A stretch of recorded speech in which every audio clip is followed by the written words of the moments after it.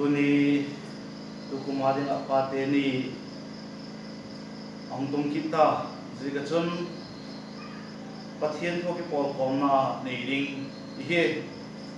Khristian Inkuan Pate Mawpuakna ti hit thupia mangin pathian thu hoklim ding izegen pathian ki thupina changa Pate Mawpuakna te ho pathian loi pula ihe dova ji chui sep do thina dingon pathian ki pan pina dan pa sapna nei ka pa saptiu long sit na happy na din zing ka bia kule ka belu pa pathian migilo mang thai ta sa kum patong hen mai dila ni na kom lion le happy mama zina la chapa chang khat ni sun le bun so bida la chapa kalal pau jesu christa san zalin gilo na de ho le ngai dang bega hen mai dil patin le hu tam ta tamin lo pi cho hen king pa khu ken la he jebab chui lo ni sin ka poi mo te ho mu the lo te nang man le pe jina avelin la king pa khu ken la he kum la thate ho hung che to zalin to ni he Pate ni ti akala kongal sekule ram kalasim sekte ho chu tu kum sang ni le som ni hin le pui tung kita zina hin hepa nang ma thu okipata Pate ho Mawpuakna sim do ding le gen do ding ti hi ka tu ko nang man ke ma e mang cha a Pate ke he ding mo poi bola sakte ho gen dok thei ding nang in ei pan pi din nang ma pan pi na ka no hi jebana chun hepa mi angai khatel te ha zo sin le Pate hon le Mawpuakna het ka het do wa je Mawpuakna te ho chu ka sep do thei na mun nangin ei pan pi chen ni pan pi na ka no ki ko hi la thoin kami mal che don ko poi mo dan dum zui che don e holim pi in tin nang ma holim pi na do yum tak mai talal ma do tak mai jesu minin la kin to hong don hi amen efesa te bunga na chang som ni le nga ki pathin som ni le poting ong siming kadin efesa bunga chang som ni le nga ki pata som ni le poting ong siming ka posalte ho Khristian ko ako chu ma happy a athasanga ki piek do gol in nang le la si te happy in amau chu asuk thian tho theina digin athu tu ya chun sil thingin ako chum chu mel hemna pe le thiang tho taka ama adinga mel phale bun taka aum theina dingun akipum piek tangala zegol ma chun posalte le achi te chu amau tak sa gol a happy ning wa he kole azi happy chu ama le ama ki happy a he ko man ama tak sa bakte ahongai boy Khristian ako chum adot golen aman le achomin adot ting a he get tak sa gola chun Khristian Inkuan Pate Mawpuakna ti hi gending hi Pate hi pakiti hi in sunga ding chun alien pen alu chang pen hi ti i bible in again big azik cho efesa bunga chang som ni le thumna hi isma hi chun atom na lama chun agena posal chu azia dinga lu chang ahingala ati chu ko chum te lu chang Krista ahi gola chun in sung kun te lu chang chu pa hi ti kichen tak mai imu je ka chun zelu chang hi na Mawpuakna chu bang hi dem zelu chang hi nai Mawpuakna te ho chu bang hi dem bible in bang ai gen no ma hi dem bang ding a zil chu ai ti hi dem ti hi to ni ta to ni hin sut khomin ngai to khom le hin udum ni sa Amy te adhikin Amy te ho he Pate ho he pi le pu chon dan te ho he nasatak mai ila chi pi ba ngai sam ta lo in bible in ba genem ti le ngai to phalo ti le kilometrium khase ko he daw ma sing he posal lu pe na hi na he chin ding a chon phata chai su na hi chon pathinin adam ala siam na ki patakhon su to le hin i Mawpuakna lu chang hi na chu he chin hidin gin cha ko ma jibep chui lovin mo patu pe ni hi na ki chin sevening a chon lu chang hi na ki chin sevening a chon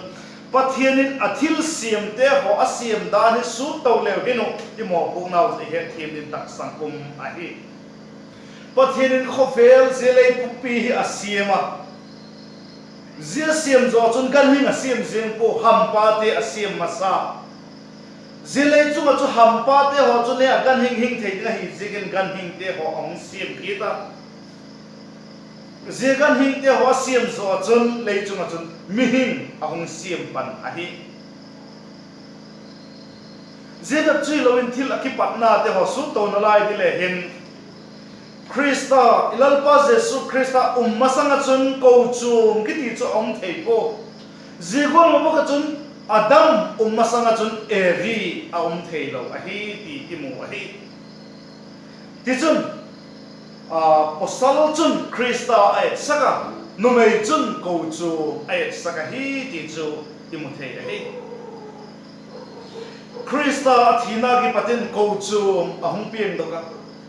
Adam imun na ki patin ay imut kala anaku akipat chun pathinin numei ahong sim a hi idin mo ni he chin thiam na ding Pate hon idin mo ihong he chin thiam na ding mo chun thil sim akipat hi isu tawa isui ding hi poi mo ma jing a hi chapter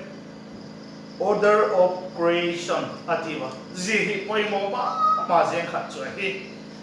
thilang ki patna long ki patan te ho isu dat lo he chun hi na pen kha het khial thei a hi example dingin asangna ding a chun numei ten pon zem hoi tak tak thupi tak tak pa nal tak tak te ho ahung ga dok seko zia hung ga do na ni mo akipat na apula chun bangolin a bol we mitile apon bang lai yo chun zia pon zem gol chong po the na dingin ta na kiti pen cho ala set ta ba hi nim ta ka hung ki panin thupi takin sim do a hi ti ka gen no a hi zia wala chun posalin kingai nim tak mai inso chu kingai nim taka ihung pat ngai a hi Khristian ko chu ma happy a aki piek gola chun pa chun insunga dinga aki piek do ngai ko chu te ho chu Khristian kingai nim tak mai ko chu ma happy a hung sim do gola chun insunga Pate ho kingai nim tak mai chan toi dan pau dan te o kila saka zi le cha te ho chun zi kingai nim na te ho ki pada chu hong mu wa zi chu kila saka chu poi mo ma jing a hi ti het mi lo ding a hi lu pen lu chang pen hi na Mawpuakna te chu bang hi dem ti le pakhat na ri na chun in sunga pa pen mo poto a hi na lu chang pen a hi na pakhat na poi mo ma jing chu zol nei pa ki ti chu in sunga dinga zol nei a hi ding a hi zol nei ami te thu a hi la pathiana ki patin thu adong se a hi zia thu don te ho chu ami pi te a hil se again se a hi zigol chun pa chu zol nei khala ki ngaya pa pathian to ki ho singa je pathian ho pina chan te chu azi le acha te ho ahila zia cho kai hoi ding poi mo ma jing a hi apanina ding a chun alu pen hi na a poi mo ki chu thiam pu a hi ding a hi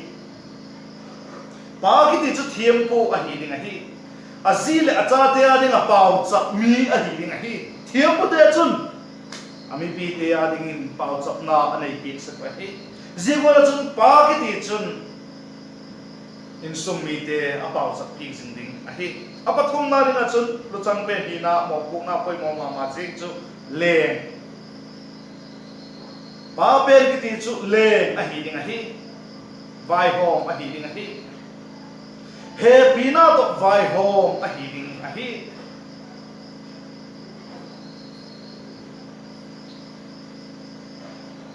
zehi nasatak maya ingai tua i he ding to yuma ma jing a hi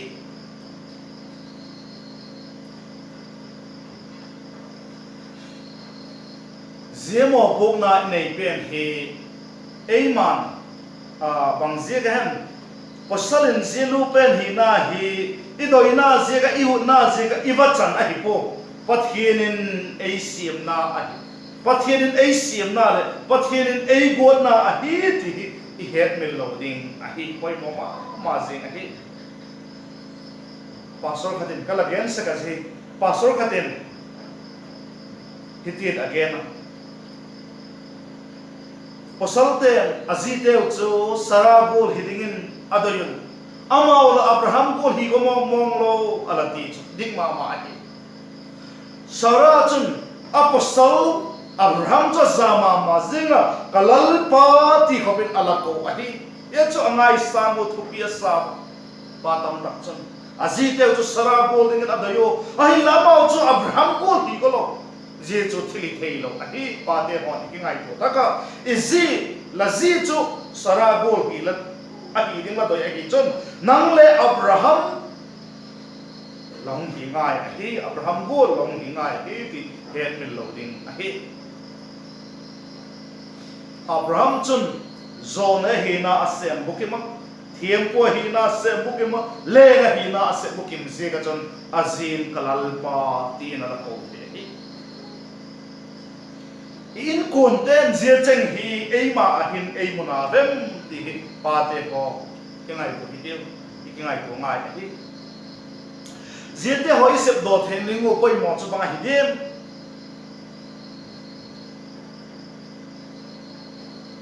khat na ringa chon poi tu hi ding ahi zia in sunga pa pen hi na zole hi na thiam ko hi na leng hi na te ho sepitin thena ringa chon pui tu hi ngai ahi ek sung tam tak pan pui ta lo i het dem igen ko tam yung ding ahi dau ma ma sing ahi je pui tu hi na hen pa ten midang in sak pa hi min thang pa ve ton ngai ko lalpa Jesu etonding ahi patam takten pui tu hi na chun in sakpa hem in thang pa ma so pi te ko hem khat en ton ko in vaya hom go dik thailo je ko chuna pui ko dik thailo ahi je cho hi lo ding Jesu Christa etonding ahi ilalpa Jesu Christa ami te pui lai hin ama uta dane na pui jeng po ami te pai mo ho chu asep do piek zo hi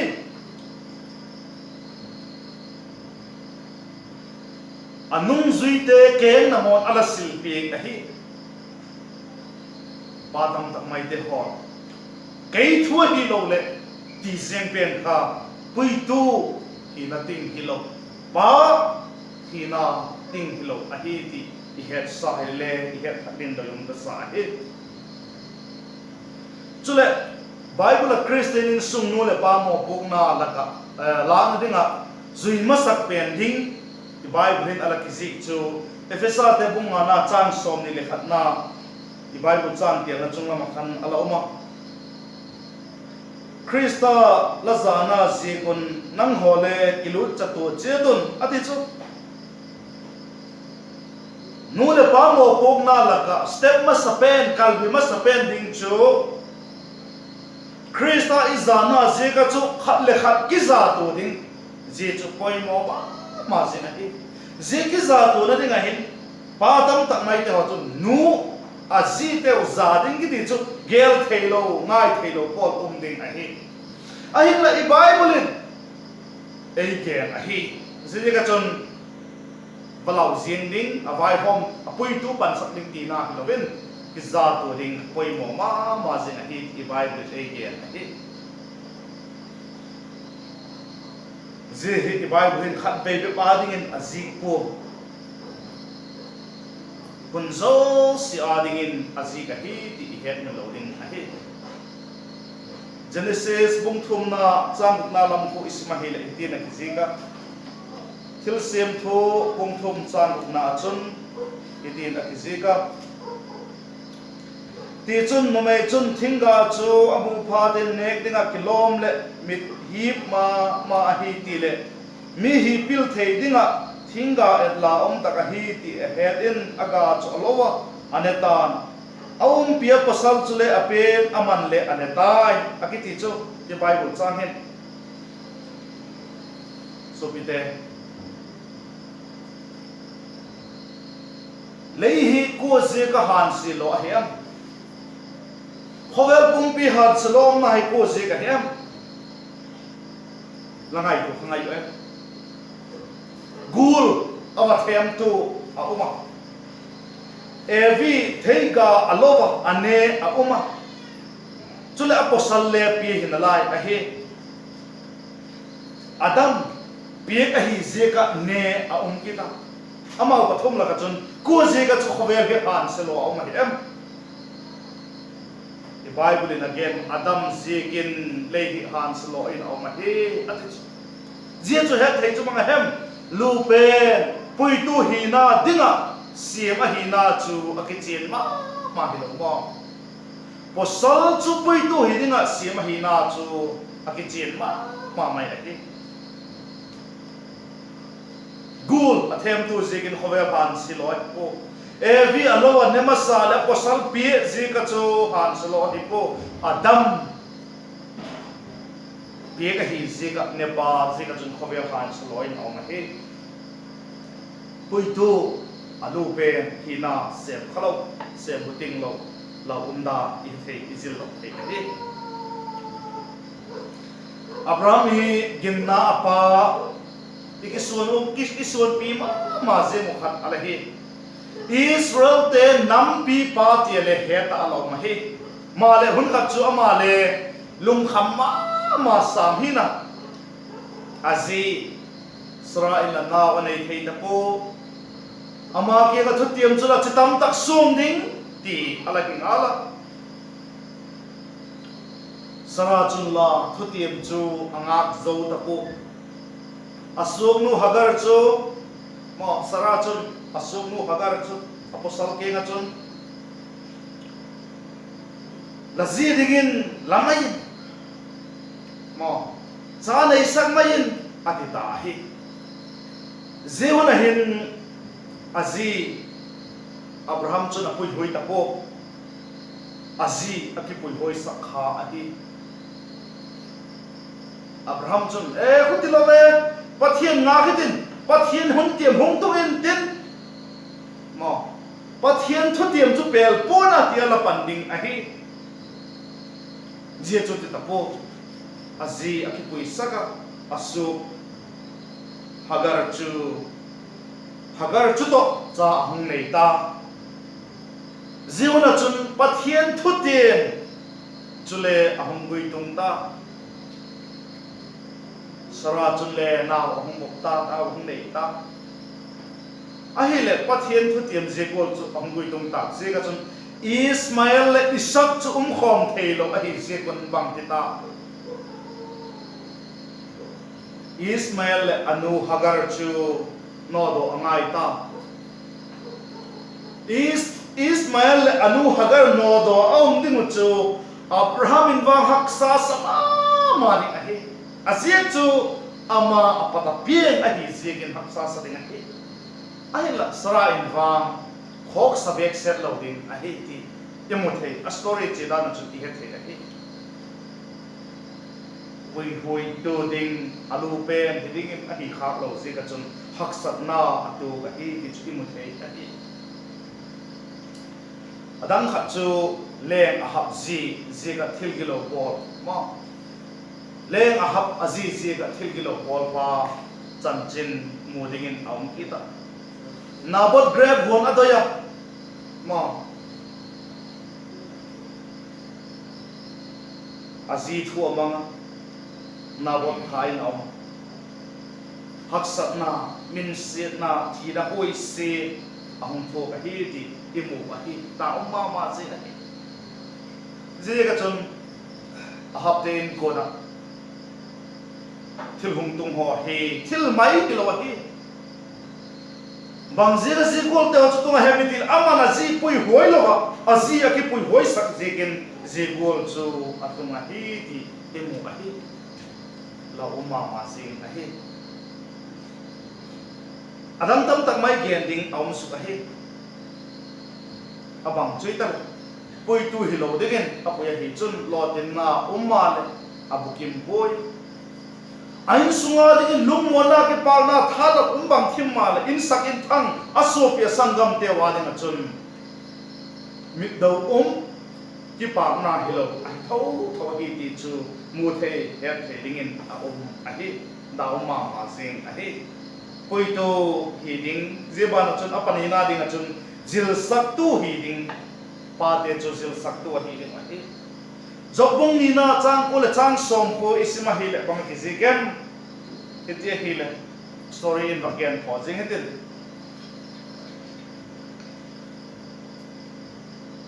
job sulam mi ading mi house sa pen al hiet alam chu pathianin pathian to satan ti kiet na in ites na in ahum pangta mangol ke atungam anelam zo se ni khathuin a cha te ho zo se le abeya anelam zo se le abeya pathian again se ko apum pin nat na ahum dim ki ta ke anu chang ki pat aken thek ting na ki ti hi bai bong chun zegola chun hak sat na atok zegola chun job ji chun ba gene zia dia la hele la pathian hai san lo ding la himo la pathian chu hai san la gel sen la ki thi mai ta ingai ko hele lung siat na lien ma sing lung siat na to khok atiu chu hele kilom ta hilele zikha job chu azi akipui boy saklo hi job chu lu changa hi azi cho tak sabat te ko la hi sikin mo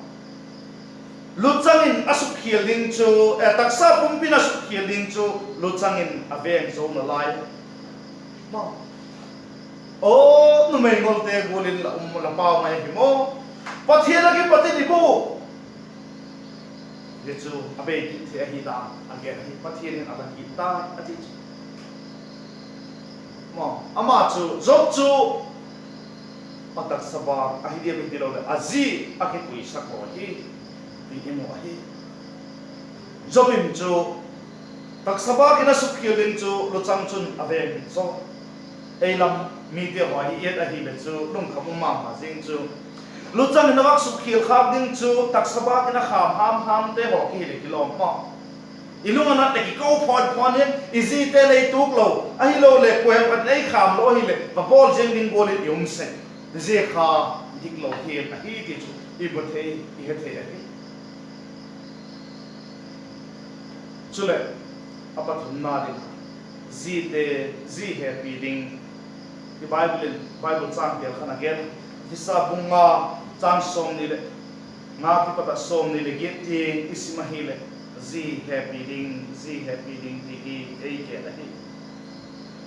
pathenin angai khok te ho hi the bible hen avel again se ka hi ale zi te ho chu bang ti happy ding Pate bang ngai dalan he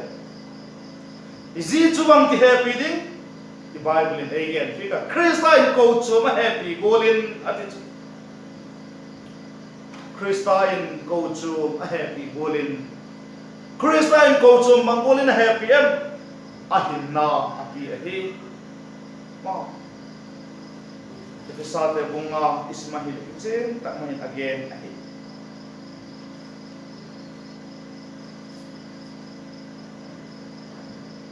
ale je chu ka happy happy chu bang ki lak sak zi happy bang ki lak sak de khatna ring chu ngai dam thei ding ma Khristian Jesus Vaiphei hi khilta le aman ei ngai dam sing achala Khristian bo chum te happy bola zi happy ding ni chun izi te na suk khilna te ho ngai dam thei ding igen tak sa gol chun Khristian chun afel in ei ngai dam ta en le ngai dam so ding he zinap chi lovin posalte izi te amin senaning te mo de event meeting ituk tam ni hi het min lo ding he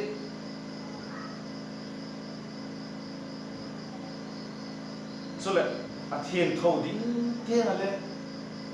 pathiana nga thien thau ding te na le happy ding a he ti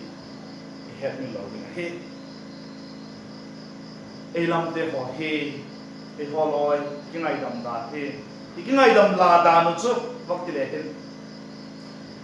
elam ki an lo zi mo zir ti mi tam ma he dia chu dik lo a hi ti het lo ding a hi chule Bible in ba genem ti le lo zi te na wak su khiel le mo Bible in ba genem ti le lo in dong chate ko khom di vok chal tu guk ti ho zi ho he ingai to tak le ei lam ken lo zi te ngo in dong chate ai lo le zi khat liu ding ti zin ho di chu Bible ala un sa lo ai zi te hoi adam su ni hi nau akilat na ma mai ka ngai to adamin athei ga ne kha azi afak ngo chula mo ei pi ati be lawin ka pi ding a lei pi afak ti chu pathian le ba koi mo phana la a chu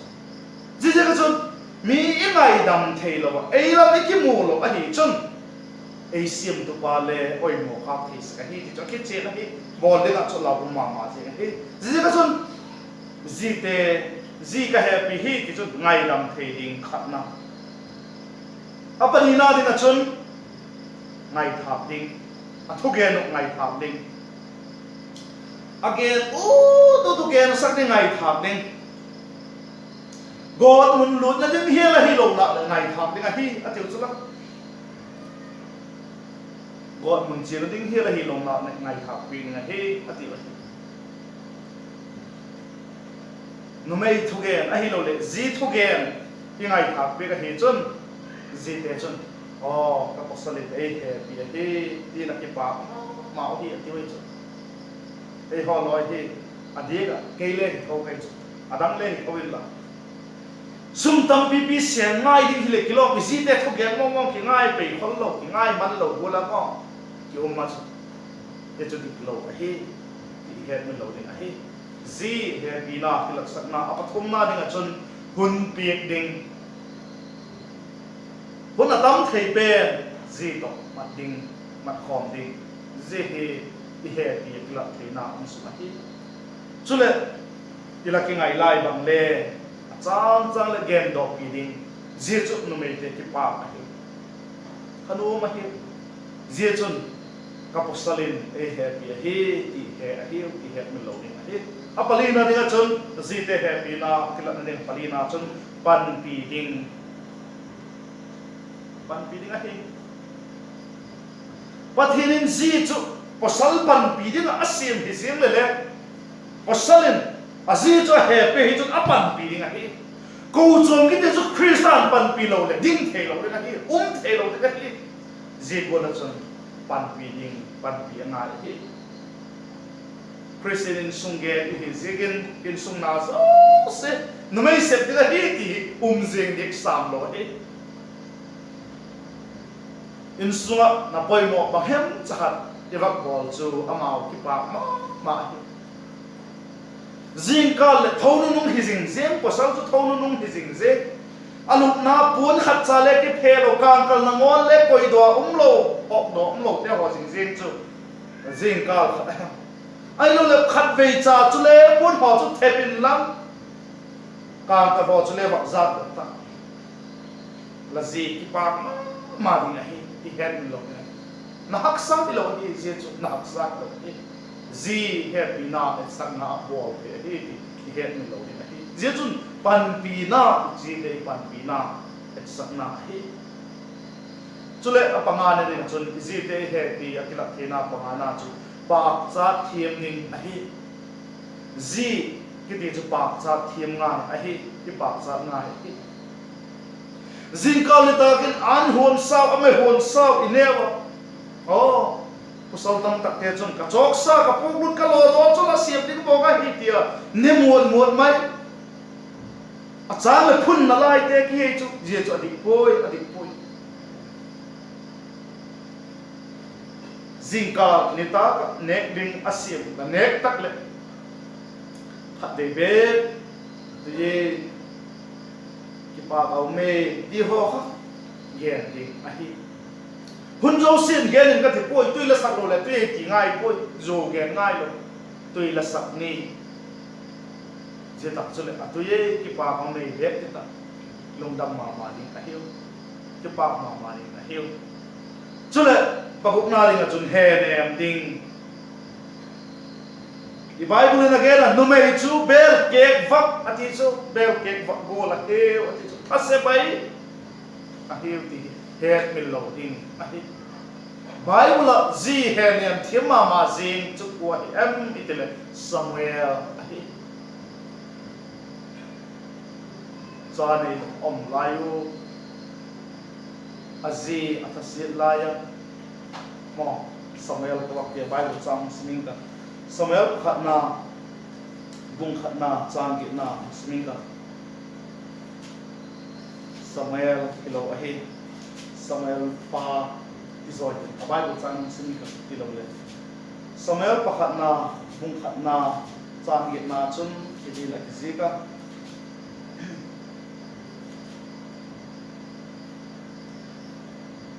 Apostle Elkanah chun akiegin hana bangdinga kaplehem bangdinga anenom lo lehem bang ahem lalung kham chapa som khat sanga poimo zo hilo kahem tina gena atis Elkanah in hana athamo na hi ahe nem na hi subite Pate hon ngai to agete azi ngai se to kho kom hita Anne nom talo ma kap ziem ta om lai chun apostolit pa gena ei lam te ei mi te ho hingai ngai le wang gen dem chale le thilo ki chi ki ta ti le mai thei teo bang ma gen dem ka hapoi su pi te zi mau se le nei lo chule nang thui lo ke thui lo pathian thuat ni Zion na chun Elkanah in azi hana amon na himo thupi taluati tuni nang leki zi te hen dingda ama ki patin izil ding koi moma ma zi zi te he pina kla na pasagi na ding chun na koi na nung pen dingit dot ding ahi dam theina lam hile sille che na le Dot ding ahi no mei te chu dot nga ahi no mei chun mo anat na ule gen no ma diu gen se ka diu dan again go khan nai thap pit tang ngai thap pit le chin anat na ule dam de vin tin je be chi lovin again ta ko le o ko te hi le sum na nei lo le o sum le pai holing ka tin sum le pai ba ngai tung ka tin doctorin bucket sakit o Doctor vakit sakiti ole ti ho be mo suminai le ahi le doctor va panhiti o inai lo le sum le pai hum holing ka tin doctor ke si ho igen mai le zeti mai chun le no mai te chu alan na kim khatlam dam zo ding ati wa ti ni chu he ngai ahi poi no ma zi ahi van hole cho di hin cho lo di le le mo bang la poi mo em dia bak dot ho ki pang na ma hiu mo i chong lo ding le chu chu hin le bang la poi mo mem nik le pon bang la poi mo mem bang la doi o mem bak ti cha le ama ngai mo ma hiu ki dot ding gen na chu khat bak gen ben la lai le ka zi ka dot nom hi ti a hi wang ama he thiam lo cái thiếm lộ bị cái đốt cái gì cho hắc sama mai địch lên địch thế rồi cái sáng na đi nghe posal khát chun azi cho đốt nó mà zin đôi sắc mà zin hèn lăng kén to azin hawa haw zin pun chen nei lo a posal chun zelam cho he phalo bazarin che hèn lăng kén to man tam ta khoi tak chu hung chok pi hèn lăng pele azi akipak na bukim lo ding gen to je zat ka nei la ti mai ti chalong ti ma gen zipila hi le gen dok poven hi le alung thim guk ta chon ma pon chen ki nei lo pon chen ki doi tan tan pon chen nei chok pi lo gen to hom chon lai ti mai ti chu je ho kha ha om lo ding a hi ko sal te en ji ho chim sak lo ding a hi zit a chung ai vak gen te ho chang hi khen khat te ngai da chun John dan có cái bằng lo, diễn ra họ chụp bò lên mình thay nề lo ấy thì đi họ lên cái ngày đó ông mai thì đấy, so kite jete ho cha ko pui the Bible in bangen hem ti heta Bible in again goal zui ka ayo aring til koi mo so ka ki chan chin pha markai na la jing na bung sagi chang ge na chun ki na ki ji ka smi ka bung sagi chang ge na chun pathian thu piek te ngai sak lovin mi hing thu go si chu la zui ate pathian thu piek te ngai sak lo mi hing thu go si zui chu pathian ki pak lo ding pathian dei lam hilawa he ki chu ki matri ba he kala gen saka churachan pura lamka iti sa kon rehab center kana kon posal katin iti again kapachu kalaichung pathian ahi a pathian tak kilak na ahi chun pathian chu biek ta pu na ati chu pate kingai tu ti thaselum lo mo thaselum tabu wa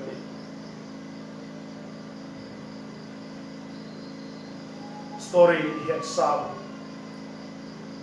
osal kha judo achapan azui thu kha heu khala achapan azui ajudo na mon te azui lut khala so kite Pate ho kingai ko I chate ho in ige no mang kileule I thoge no zui kileule ium chan hi chu zui hiu ti le he me lo de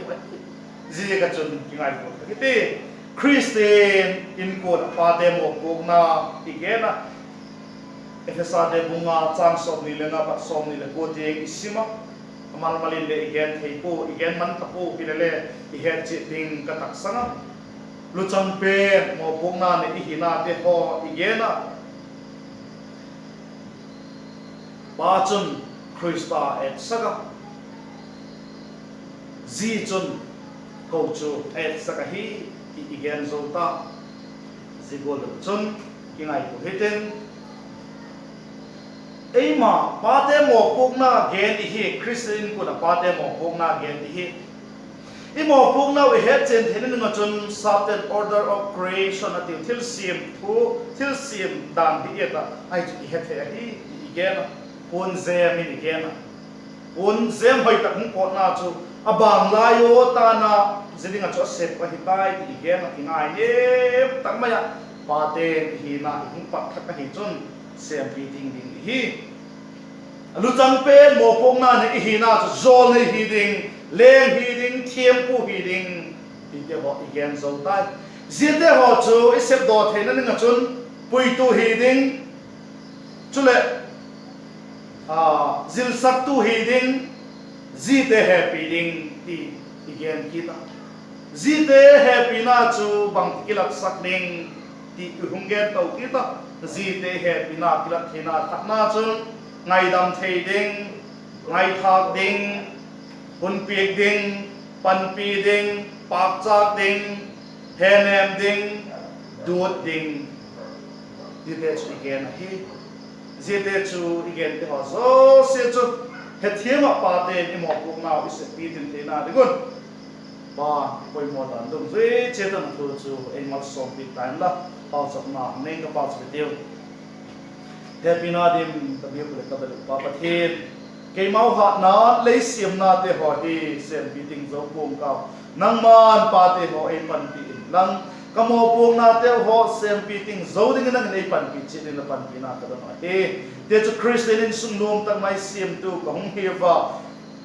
in sung nom van gam nai pen ti chu ka te block che the na nang in ai pan pi chi din te la pan pi na da gam tak mai kalal ba dai tak mai Jesu minin ka da he amen chun